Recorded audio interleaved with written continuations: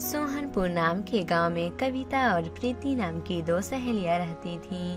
कविता और प्रीति दोनों बहुत ही अच्छी दोस्त थीं। वे दोनों साथ साथ पार्क घूमने जाया करती थीं और ढेर सारी बातें किया करती थीं। कविता अपने माता और पिता के साथ रहती थी। वे लोग बहुत ही गरीब थे। वहीं दूसरी तरफ प्रीति बहुत ही बड़े घर में रहती थी और बहुत ही अमीर थी। कविता एक बहुत ही अच्छी और ईमानदार लड़की थी। वहीं प्रीति एक बहुत ही लालची लड़की थी। फिर एक दिन कविता और प्रीति पार्क में बैठकर बातें कर रही थीं। प्रीति, तुम जानती हो हम लोगों के गांव के बाहर एक जंगल है ना। मैंने सुना है कि उस जंगल में जो कोई भी जाता है लौटकर दोबारा कभी भी नहीं आता है। हाँ कविता, ये बात तो मैंने भी सुनी है। कविता, क्या तुम वो जंगल मेरे साथ घूमने के लिए चलोगी? हाँ प्रीति, ठीक है, चलो हम दोनों कल ही वो जंगल घूमने के लिए चलते हैं। फिर अगले दिन सुबह होने पर कविता और प्रीति उस जंगल की तरफ चल देती हैं। लेकिन जैसे ही वे दोनों थोड़ी दूर जाती हैं, उन लोगों के सामने दो रास्ता दिखाई देता है। अरे प्रीति, यहाँ पर तो दो रास्ता है, हम लोग किस रास्ते से जाएंगे? कविता, मुझे नहीं पता है कि हम लोग किस रास्ते से जाएंगे। कविता और प्रीति ये सब सोच रही थी। तभी वहाँ पर एक जादूगर आता है और उन दोनों से बोलता है, मेरे जादुई जंगल में तुम दोनों का स्वागत है। तुम दोनों के सामने दो रास्ते हैं, एक अच्छाई का और दूसरा बुराई का। तुम दोनों को उनमें से कोई एक रास्ता चुनना होगा। तुम्हें अच्छाई के रास्ते पर एक औरत मिलेगी जो तुम्हें बहुत सारा ज्ञान देगी। वो ज्ञान तुम्हारे जीवन में बहुत काम आएंगे। उस ज्ञान से तुम्हारा जीवन बदल जाएगा। और बुराई के रास्ते पर तुम्हें एक चुड़ैल मिलेगी जिसके पास बहुत सारा खजाना है। अगर तुम चाहो तो वो तुम्हें माला माल कर देगी। अब तुम दोनों बताओ, तुम दोनों को कौन से रास्ते पर जाना है? मुझे तो खजाना चाहिए। मैं खजाने के लिए कुछ भी कर सकती हूँ, इसलिए मैं बुराई के रास्ते पर जाऊंगी और उस चुड़ैल से ढेर सारे खजाने लेकर घर आऊंगी। तुम बताओ कविता, तुम किस रास्ते पर जाओगी? मैं अच्छाई की रास्ता पर जाना पसंद करूंगी और मुझे बूढ़ी दादी की अच्छी अच्छी बातें सुननी है। मेरे माता पिता ने मुझे बचपन से ही सिखाया है कि ज्ञान से अनमोल कोई चीज नहीं होती है, इसलिए मैं सच्चाई के रास्ते पर जाना पसंद करूंगी। मुझे तो उस बुढ़िया की बकवास बातें नहीं सुननी है। मुझे तो ढेर सारी धन दौलत चाहिए जिससे मैं और भी अमीर बन जाऊंगी। फिर जादूगर वहाँ से गायब हो जाता है और दोनों सहेलियाँ अपना अपना रास्ता चुन लेती हैं। कविता अच्छाई के रास्ते पर जाती है और प्रीति बुराई के रास्ते पर चली जाती है। कविता को थोड़ी दूर चलने के बाद उसे एक बूढ़ी दादी दिखाई देती है। कविता उस बूढ़ी दादी के पास जाती है। वो बूढ़ी दादी कविता को लेकर अपने घर जाती हैं और उसे ढेर सारी परियों की बातें बताने लगती हैं। दादी, क्या सच में परियां होती हैं? हाँ बेटा, सच में परियां होती हैं। इतना बोलने के बाद वो बूढ़ी दादी एक परी के रूप में बदल जाती हैं। दादी, क्या आप एक परी हैं? हाँ कविता, मैं एक परी हूँ और मैं सच्चे और अच्छे लोगों की हमेशा मदद करती हूँ। मैं तुम्हारी ईमानदारी की परीक्षा लेने के लिए तुम्हारे पास एक बुढ़िया के रूप में आई थी। वहीं दूसरी तरफ जब प्रीति बुराई के रास्ते पर चल रही थी, तभी उसे एक लड़की दिखाई देती है। तुम कौन हो और तुम इस बुराई के रास्ते पर क्यों आई हो? लड़की, मैं एक चुड़ैल को ढूंढ रही हूँ जिसके पास ढेर सारे खजाने हैं। मुझे उस चुड़ैल के खजाने चाहिए। अच्छा, तो क्या तुम चुड़ैल को ढूंढ रही हो? इतना बोलकर वो लड़की एक चुड़ैल के रूप में बदल जाती है। उस चुड़ैल के एक हाथ टूटे हुए थे और वो चुड़ैल देखने में बहुत ही भयानक दिख रही थी। मुझे पता है लड़की कि तुम यहाँ पर खजाने के लिए आई हो। देखो लड़की, इस जमीन के अंदर ढेर सारे खजाने हैं। अगर मैं चाहूँ तो मैं तुम्हें ढेर सारा खजाना दे सकती हूँ, लेकिन उससे पहले तुम्हें इस पर साइन करना होगा।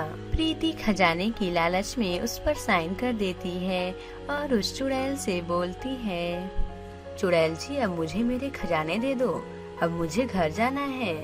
प्रीति की बात सुनकर चुड़ैल हंसते हुए प्रीति से बोलती है, लड़की, तुम पागल हो गई हो क्या? मैं तुम्हें एक भी खजाना नहीं दूंगी। अब चलो एग्रीमेंट के मुताबिक तुम मुझे अपना एक हाथ दे दो। इस एग्रीमेंट पर साफ साफ लिखा है कि तुम मुझे अपना एक हाथ दोगी और तुम बदले में कुछ भी नहीं लोगी। प्रीति खजाने की लालच में एग्रीमेंट पर बिना पढ़े ही साइन कर दिया था, लेकिन मैंने तो एग्रीमेंट पढ़ा ही नहीं था। तुम्हें इस एग्रीमेंट के बारे में मुझे साफ साफ बता देना चाहिए था। खजाने की लालच देकर तुमने मेरे साथ धोखा किया है। हाँ, मैंने तुम्हारे साथ धोखा किया है क्योंकि तुम एक लालची लड़की हो।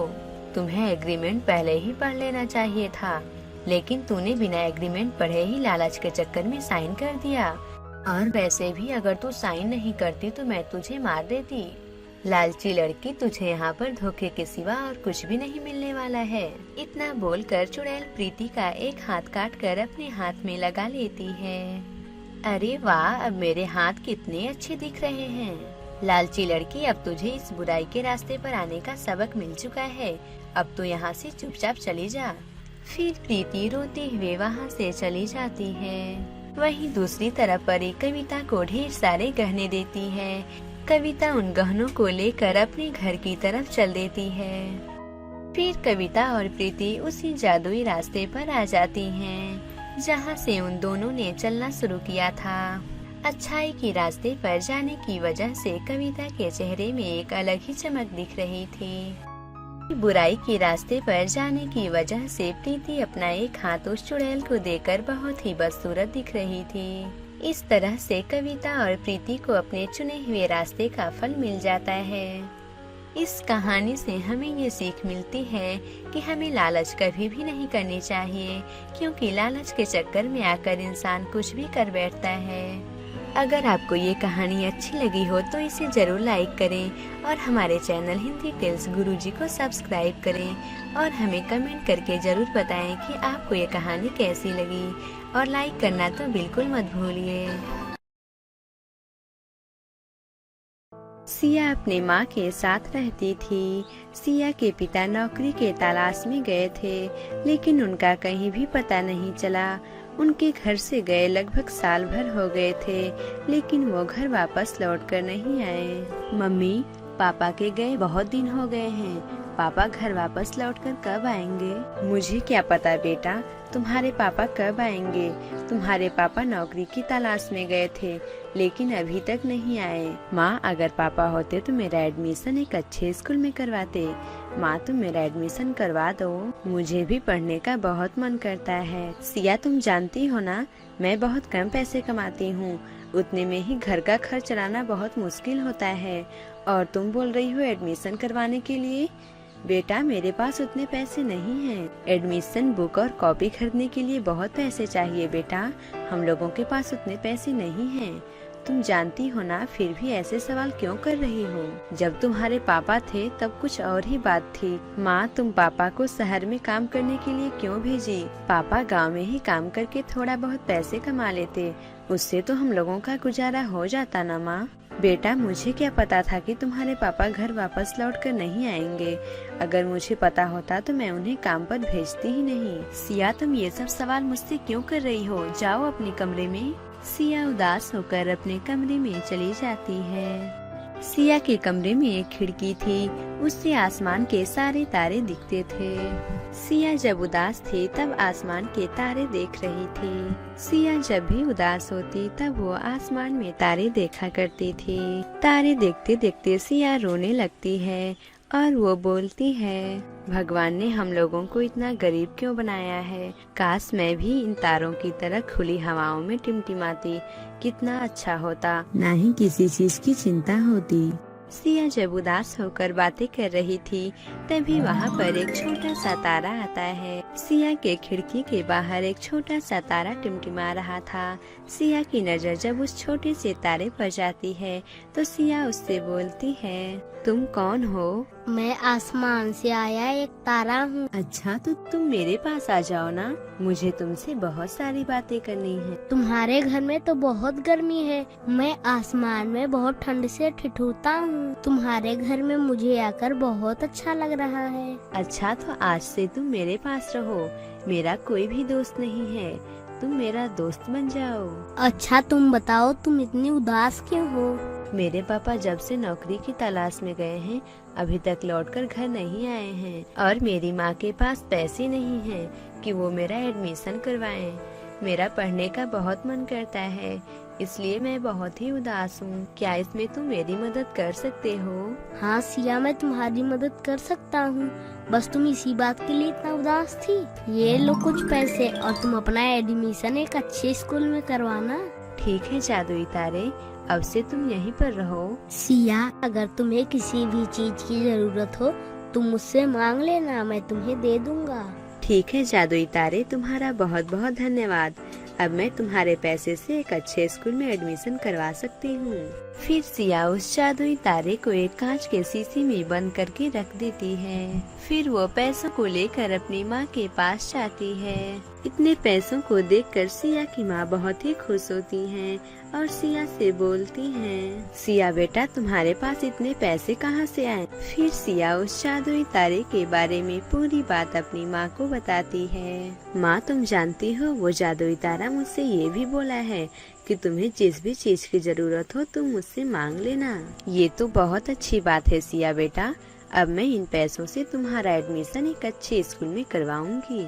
फिर अगले दिन सुबह होने पर सिया की माँ सिया के साथ स्कूल में उसका एडमिशन करवाने के लिए जाती हैं। सिया की माँ जब सिया का एडमिशन करवा के लौट रही थी तब वो सिया के लिए बैग, कॉपी, पेंसिल और पेन खरीदती हैं। ये सब देखकर सिया भी बहुत ही खुश होती है और वो अपनी माँ के साथ घर आती है। घर आने के बाद सिया जल्दी से उस जादुई तारे के पास जाती है और उस जादुई तारे से बोलती है, जादुई तारे तुम जानते हो माँ ने मेरा बहुत ही अच्छे स्कूल में एडमिशन करवा दिया। जब हम स्कूल से लौट रहे थे तब माँ ने मेरे लिए नए बैग, कॉपी, पेंसिल और पेन खरीदा। जादुई तारे आज मैं तुम्हारे वजह से बहुत ही खुश हूँ। सिया, मैं तुम्हारे जैसे दुखी लोगों की हमेशा मदद करता हूँ। सिया, अब मैं आसमान में जाना चाहता हूँ। नहीं नहीं नन्हे तारे, अगर तुम आसमान में चले जाओगे तो मेरी मदद कौन करेगा और मेरे साथ कौन रहेगा? अगर तुम दिन में जाओगे तो पिघल जाओगे, अगर तुम्हें जाना ही है तो तुम रात में चले जाना। सिया, तुम जाओ पढ़ाई करो। अगर तुम्हें पढ़ाई में कोई भी कठिनाई हो तो तुम मुझसे पूछ लेना। ठीक है नन्हे तारे, मुझे पढ़ाई में कोई भी कठिनाई होगी तो मैं तुमसे पूछ लूंगी। इतना बोलकर सिया पढ़ने के लिए बैठ जाती है। सिया को पढ़ाई में कोई भी कठिनाई होती तो सिया नन्हे तारे से पूछ लेती थी। नन्हे तारे की वजह से सिया पढ़ने में बहुत ही तेज हो गई थी। अब सिया को पढ़ने में कोई भी कठिनाई नहीं आती थी। फिर अगले दिन सुबह होने पर सिया स्कूल जाती है। शाम को जब सिया स्कूल से घर वापस आती है तो वो जादुई तारे के पास जाती है और उससे बोलती है, जादुई तारे तुम जानते हो आज मैं स्कूल गई थी और टीचर ने जो भी पूछा मैं उसका सही सही जवाब दे दी। नन्हे तारे तुम्हारा बहुत बहुत धन्यवाद, तुम मुझे छोड़कर कहीं भी मत जाना। सिया, तुम यही चाहती थी ना कि मैं स्कूल जाऊं? अब तो तुम स्कूल भी जाने लगी हो। अब तुम्हारी समस्या हल हो गई है, अब मैं यहाँ से जाऊं? नन्हे तारे, लेकिन मुझे तुम्हारे साथ रहना अच्छा लगता है। अगर तुम चले जाओगे तो मैं अकेली रह जाऊंगी। मम्मी दिन भर घर का ही काम करती हैं। घर पर पापा भी नहीं हैं कि मैं उनके साथ रहूंगी। ठीक है, अगर तुम्हारे पापा आ जाएंगे तो तुम मुझे जाने दोगी ना? क्या ऐसा हो सकता है? हाँ सिया, ऐसा हो सकता है। अपने पापा के आने की बात सुनकर सिया बहुत ही खुश हो जाती है। सिया, तुम जाओ अपना होमवर्क कर लो। सिया होमवर्क करने के लिए बैठ जाती है। सिया जब होमवर्क कर रही थी तभी उसे एक आवाज सुनाई देती है, सिया बेटा सिया। सिया जाकर देखती है तो सिया देखती है कि उसके पिताजी दरवाजे पर खड़े हैं। अपने पिताजी को देखकर सिया बहुत ही खुश होती है। पापा आप कहाँ चले गए थे? तभी वहाँ पर सिया की माँ आती है। पापा मैंने आपको बहुत याद किया, आप कहाँ चले गए थे? सिया बेटा, जब मैं नौकरी के तलाश में जा रहा था तभी रोड पे मेरा एक्सीडेंट हो गया जिससे मेरे सर पर चोट आ गई थी और मेरी याददाश्त चली गई थी।